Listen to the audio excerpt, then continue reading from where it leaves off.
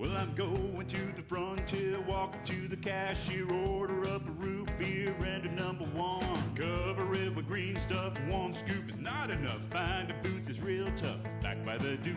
Meet my family, meet my friends in the quirkiest restaurant I have ever been. All of Albuquerque's favorite spot, it's the Frontier Restaurant. The Frontier Restaurant is a proud supporter of Proview Sports Network. The New Mexico High School Coaches Association, established in 1941, is an organization of New Mexico's best and most professional interscholastic coaches. Coaches across work daily to help our student athletes excel in the classroom, on the field of play, and in our communities. Students that participate in interscholastic activities attain higher grades, higher graduation rates, and higher wages. Responsible for the North-South All-Star Games, statewide Coaches Award Program, and providing multiple professional development opportunities for New Mexico's coaches. Be a great coach by coaching beyond the game. Hey, New Mexico, come check out the newly remodeled guest rooms at the new Wyndham Albuquerque Hotel and Conference Center, featuring 309 rooms, 30,000 square feet of meeting space. New Mexico's only indoor water park featuring the Wave Runner. 2,200 square foot fitness center with hydro massage chairs. Also enjoy breakfast at our new Manzanita Grill and watch your favorite team play at Altitude Sports Bar and Grill. It's all at Wyndham Albuquerque Hotel and Conference Center. Car Crafters, proud supporter of Proview Sports Network. Are you sure we're supposed to be doing this? Don't worry, I've watched him do it 1,000 times. Come on, what's the worst that can happen? No! Bad dog! Hi, welcome to Car Crafters. What happened? Don't worry, we'll make it like it never happened. Car Crafters, it's like it never happened.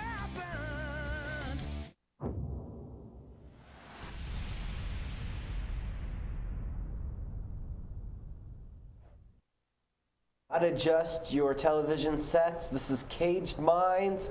Red Menace is, well, let's not worry about Michael and Leroy. They're fine. They're just not here this week. I have taken over, and we're going to talk about fights. I got a special guest to join me to do it. We'll talk a whole lot about MMA, and we're going to do it this week with Jesse Tafoya from Jackson Wink MMA.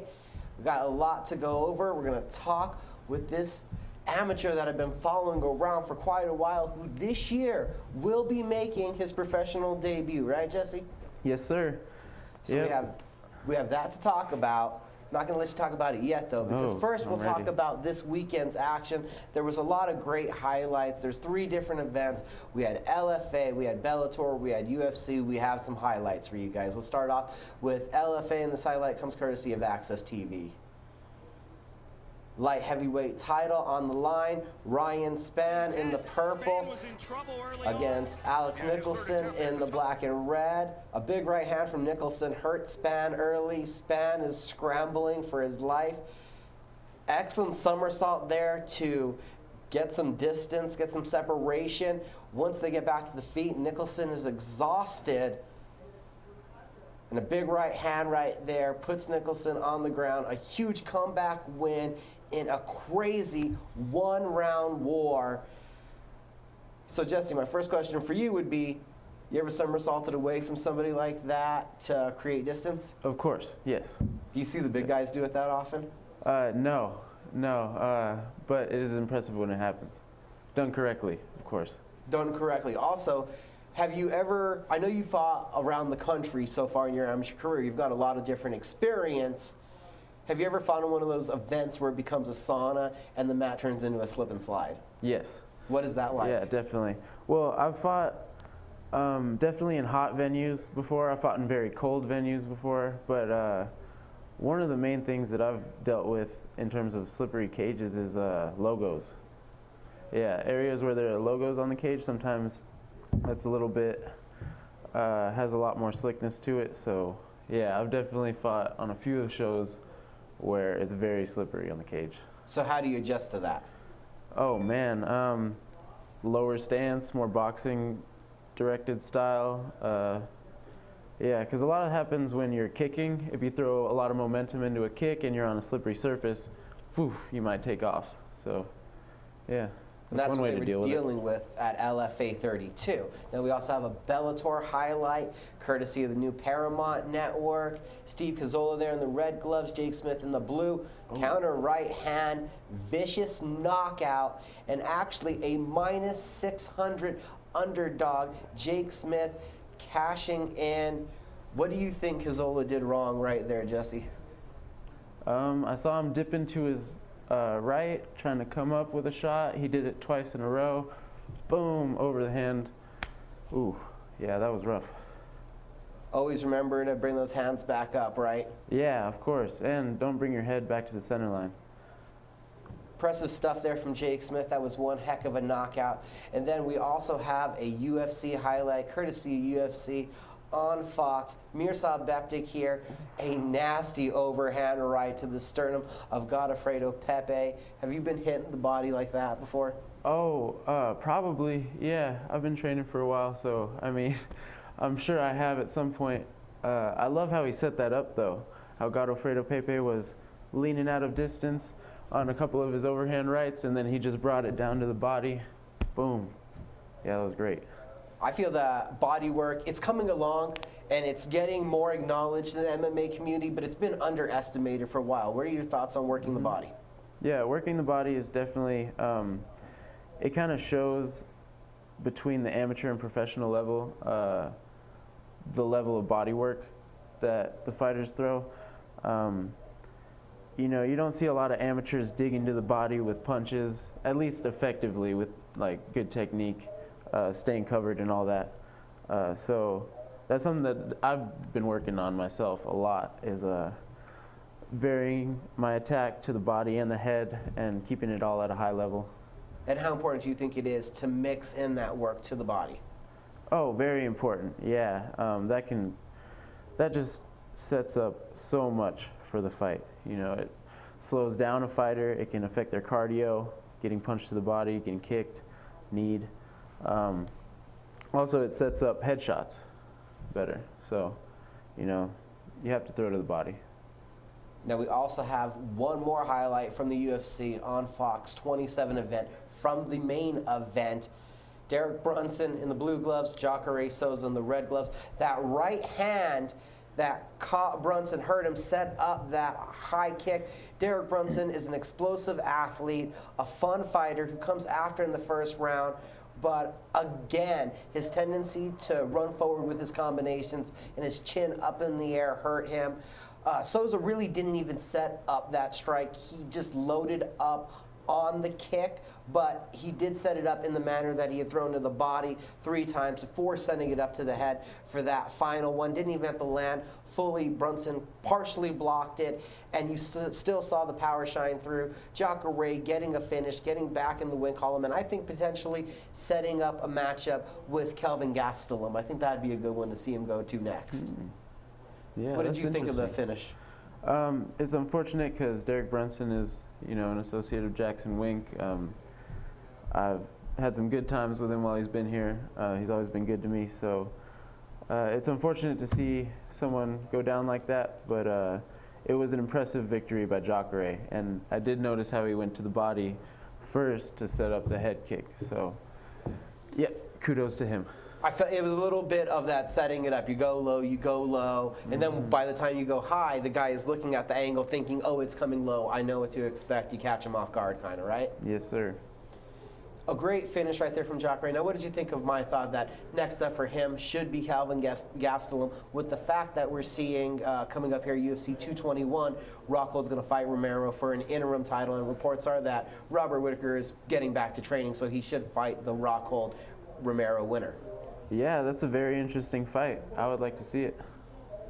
Cool.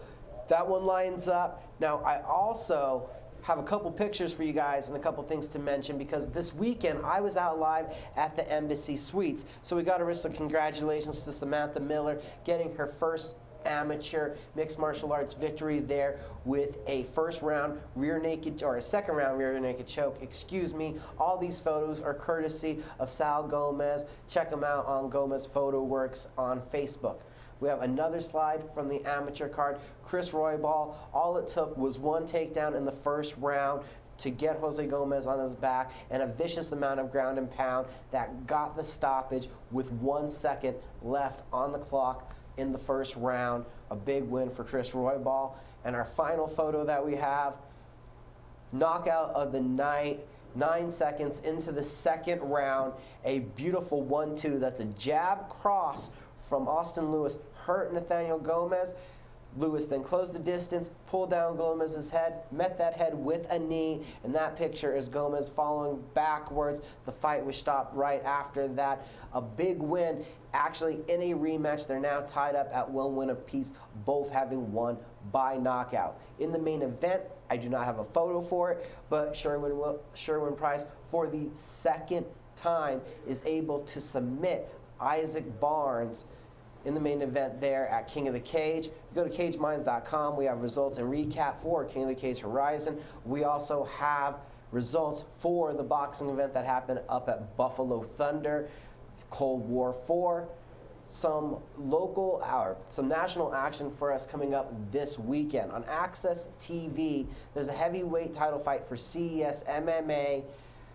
Heavy hands, a longtime veteran of that East Coast scene, Greg Rebello, taking on Travis Hume. Hume has 91 fights on his record. The guy has fought from Bellator to Strikeforce to Pride to nearly everywhere around the world. That's on Friday night. Then Saturday, there's a UFC event. You have UFC Fight Night 125. It's UFC on FS1 for the prelims and the main card. The main event, the former light heavyweight champion of the world, Lyoto Machida, takes on surging prospect, former LFA inaugural middleweight champion, Eric Anders, who was a starting linebacker for an Alabama national championship winning football team.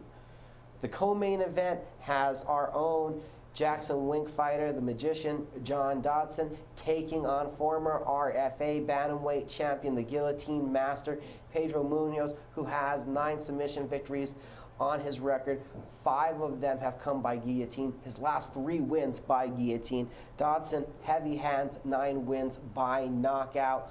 Also an intriguing one with Valentina Shevchenko making her debut at 125 pounds, taking on Priscilla Kohira, who is 8-0, also a heavy-handed striker. That one's going to be fun. The featured FS1 prelims, Tim Means from Fit and HB takes on Sergio Moraes. I have an interview at cageminds.com with Tim talking about this upcoming fight. So you have UFC Fight Night on FS1. A lot of great action to look forward to this weekend. And what to look forward to after a couple commercials is getting to know Jesse Tafoya a little bit more.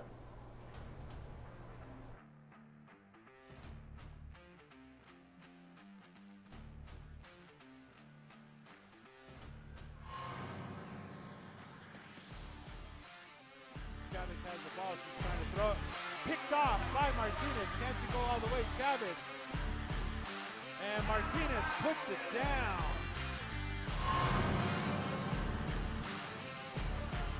Over here's Mitchell.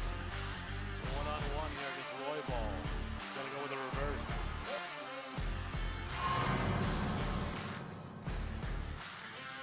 Hey, this is now you've seen Leilron have some energy since that timeout, but they're gonna count that.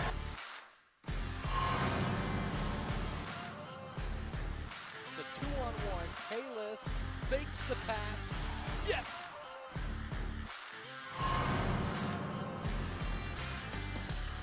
Miles steps around and count.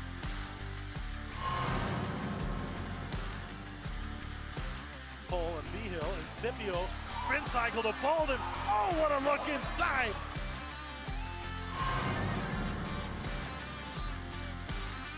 Behill 7 to play. He's going all the way to the paint. It's blocked! It's blocked!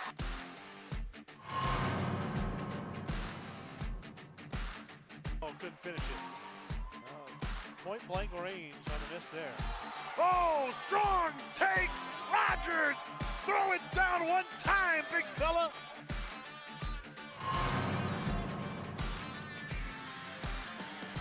In transition to Razas. Oh, JDL gets up in a block of his own! The little fella gets the block just like Rogers. Oh, he hammers another one home.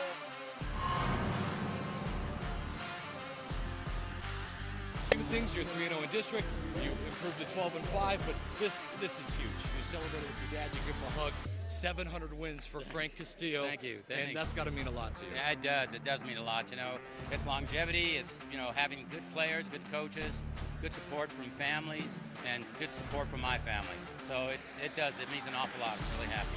You got the 16-point lead at halftime, and then it kind of slipped away. Sandia had a couple of runs where they made it 3 points. You were able to answer, though. Yeah, you know, we were able to answer them. We hit some big free throws down the stretch right there that really helped us. And then I thought the other thing, too, we came out kind of complacent. We weren't hitting shots.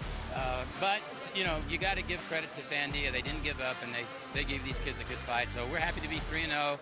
And I'm going to really be happy that this whole thing is behind me. You've got a big crowd in front of you. Everybody appreciates it. What do you have to say about that? It's got to mean a lot to you. Oh, it does. You know, my parents are here, my dad, my family's up over there, and my friends. And, of course, all these people right here. You guys are awesome. Thank you. There you go. Congratulations. Thank you. Enjoy it.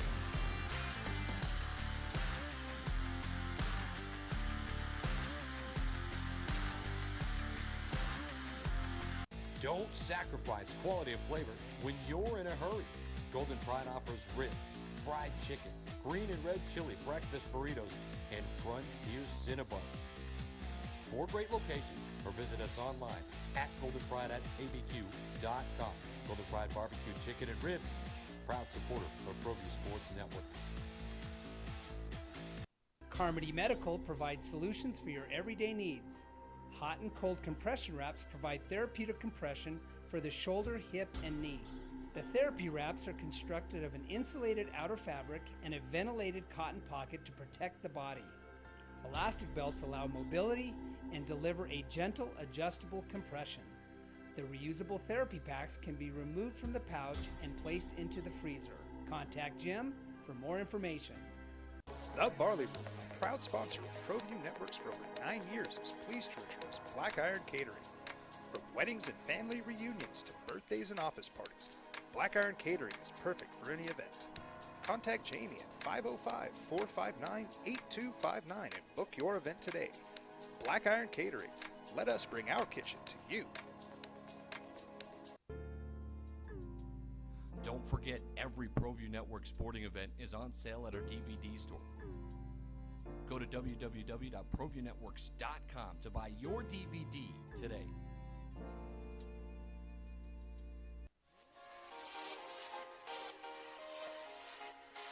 Folks, there's no other way but to be all in. Either he's Lord of all or he is not Lord at all. And you can experience the real and authentic, true life change that only God can provide to humanity. See, when we truly encounter Jesus and purpose to know him and follow his teachings, #life change will occur.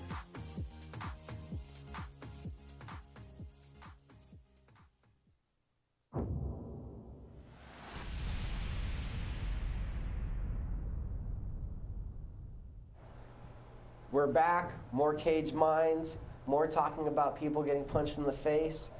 Let's get to know Jesse Tafoya. He's been an amateur since he was 18 years old. He's been a martial artist for quite a bit longer than that. When did you start off as a martial artist, Jesse?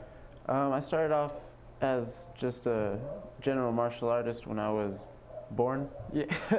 But I did martial arts starting when I was 8. Yeah.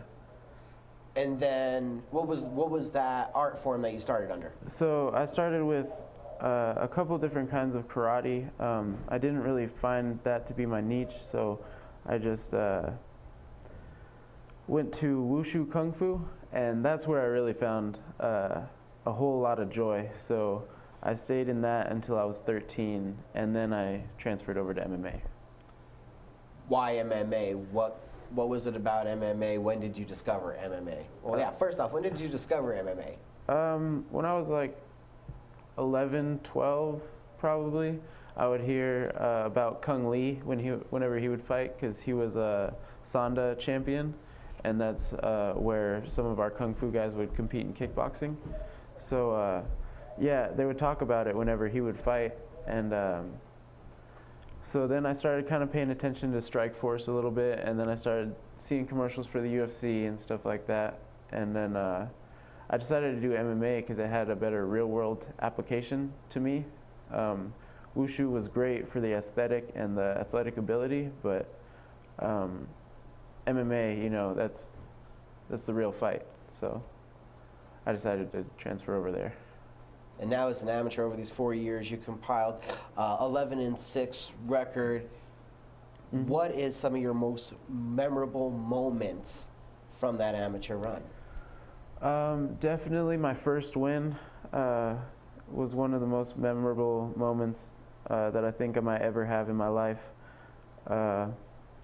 Yeah, just the feeling of putting your whole life's work into something and then having it work out. It's an ecstatic feeling, and it's definitely going to stick with me. And I feel it every single time that I win. Every time I compete, actually. Even when I've had losses, I'd be lying if I said I didn't love it, like every single second of that process. So, man, yeah, I just love the game. Love the game. It's been a learning experience. And someone that's helped you along the way in the learning experience I mentioned earlier is going to be fighting this weekend. John Dotson, what's it been like being under his learning tree sometimes, getting beat up by him? Oh, man, it's great. You know, it's very important in whatever you're doing to have a very skilled mentor who knows what they're talking about. So he's definitely been around the game. I've been a fan of his since I was young, watching MMA. And it's a blessing to be able to learn from him and have him, you know, teach me the things that he's taught me. And is it different also learning from somebody that's competed in your weight class? Yeah, definitely. You know, he was an amazing fighter at 125. He destroyed just about everybody, you know. So, yeah, it's great. You know, he knows how to fight as a little person, you know, at 125. So it's a different style. The style definitely grows more and more stagnant but more powerful as you grow up in the weights. So it's important to be with somebody and to learn from somebody who knows how to move correctly as a small, agile fighter. And then John has also branched out because the fight game is only such a small window as an athlete. John has also ventured out and opening his own company, Ninja Brand, which you have a t-shirt on right now, Jesse, repping it. So tell us about Ninja Brand. I know they were one of your sponsors. It's John Dotson's company. Yes, sir. Yeah. Ninja Brand is amazing, you know. They make MMA gear, they make parkour gear, they make tactical stuff for who's into that. And, you know, I just love the logos and everything like that, man. I love what they represent, so it's perfect. You know, they started helping me out, sponsoring me, and, man, like, it's a perfect fit. I've been a ninja since I can remember, so being sponsored by Ninja Brand it just makes sense. And one of the things I've heard around about it is it's not just your everyday hardcore MMA brand. Like you said, it's parkour. It's venturing out into more forms of alternative activities and more just about functional life, being a ninja in many different ways, right? Yes, sir. Yeah, being a ninja is about going past what you believe your limits are and what you believe is possible. So, man, they embody that. Now, how have you passed your expectations with your training? What are some of the things that tell us a story, how you've passed those expectations? Oh, man. Well, I've kind of always expected these things of myself. Like, when I first started, when I was 13, I remember my main dream was to be top 3 pound for pound on the planet. That was, like, where I wanted to get more than anything. So, you know, that's been my driving force throughout this whole journey, basically, was that dream to be one of the best on the planet, period, you know, out of any of the weights. So, man, I mean, yeah, it's just all part of the journey, you know. I needed to do all this. Talking about that envisionment, that how you're feeling. How do you feel when you're walking out to that cage? I've heard a lot of different responses, a lot of different psyches from fighters. What's going through your head? Well, not a lot, actually. Like, not a whole lot, period. I just like to get into, you know, a very relaxed, ready, focused state of being, and then let everything happen.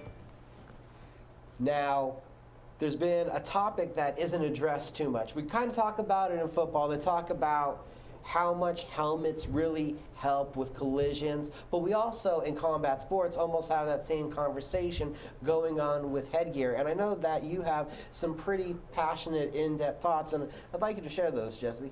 Okay. Yeah, I don't believe that headgear stops concussions necessarily, especially in a fight scenario. Like in my kickboxing fights, where I've been over 18 and I haven't, I've had the choice of wearing headgear. I've always not worn the headgear because a few reasons. One, you can't see too well. Two, it makes a bigger target. Three, whenever you do get hit, including the boxing glove, which is more dangerous than the MMA glove in terms of concussions, but that's a different thing. It's a bigger surface area and it adds more weight to your head, so when your head does move, there's more weight creating momentum, which snaps your brain around more, and that's when you get the concussion. But it does help with cosmetic damage. You won't get cut nearly as bad. You won't get blood injuries, basically, where you're bleeding. But I'd say, in general, headgear is great for training so that you can make it to the fight, because you shouldn't be taking super heavy concussive blows in training anyway. So the fact that it adds more weight to your head doesn't matter, because you shouldn't be hitting people like that in training, you know what I mean? Not usually, at least. Sometimes you gotta go hard. But I wouldn't say that it's good for the fights. So you would say in the amateurs, the USA boxing, watching the Olympics, some of these things that we've seen, that headgear would be more beneficial, or it'd be more beneficial for the fighters to not have the headgear on, you believe? Yeah, during the fights I believe that. All right, real quick, you're gonna be making your pro debut this year. What's your thoughts on that? Oh, yeah. It's been a long time coming. I've had about a 4-year amateur career. I've had 17 fights. So, yeah, I feel like I definitely have the experience. My skills are there. Mentally, I'm there. I'm working with a sports psychologist, actually, Dr. William Shandon. Want to shout him out. Yeah, he's great. We do a lot of mental drills. We do a lot of visualization, and it's great to meet with him because it makes sure that no matter what, I'm always keeping on point and ready to destroy my next fight. Awesome, Jesse. Thanks for joining me this week. Want to let you guys know, on the local calendar, February 24th, Buffalo Thunder is hosting Jackson's MMA series. A great main event up there and an updated fight card at cageminds.com. The same night, February 24th, in Hobbs, there's a local Tough Man contest. I know a lot of you guys watching this think, fighting's easy, I could do it. You have your chance, February 24th, gone on out to Hobbs. They have 2 different weight classes, $1,000 on the line. Boxing back in the Albuquerque area, the Route 66 Casino hosts Route to Glory, Legacy Boxing.